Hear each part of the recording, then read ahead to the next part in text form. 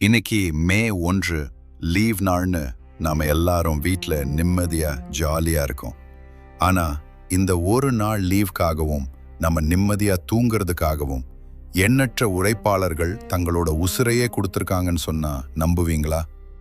1800கள்ல எந்த ஒரு லீவும் இல்லாம ஒரு நாளைக்கு 16ல இருந்து 18 மணி நேரம் வரைக்கும் மிருகங்களை விட கேவலமா மனிதர்களை ஃபேக்டரிகள்ல வேலை வாங்கினாங்க.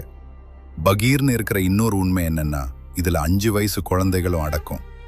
இதையெல்லாம் பொறுக்க முடியாம எங்களுக்கு 8 மணி நேரம் வேலை, 8 மணி நேரம் ஓய்வு, 8 மணி நேரம் தூக்கம் வேணும்னு கேட்டு 1886 மே 1 அமெரிக்காவோட சிகாகோ நகரத்துல 3 லட்சத்துக்கும் அதிகமான தொழிலாளர்கள் ஒன்று சேர்ந்து மிகப்பெரிய போராட்டம் பண்ணாங்க.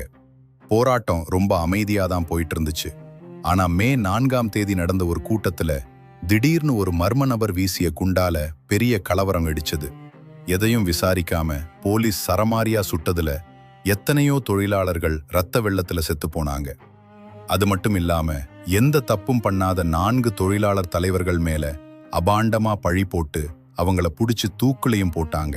இந்த 4 பேரை தூக்குல போட்டா போராட்டம் அடங்கிடும்னு அரசாங்கம் நினைச்சது.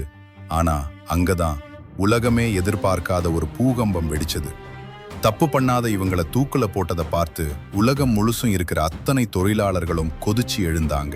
அந்த 4 தியாகிகளுக்கு அஞ்சலி செலுத்தவும் தொழிலாளர்களின் உரிமையை நிலைநாட்டவும் 1889 நடந்த சர்வதேச மாநாட்டில் மே 1 இனி உலக தொழிலாளர் தினமா கொண்டாடுவோம்னு அறிவிச்சாங்க.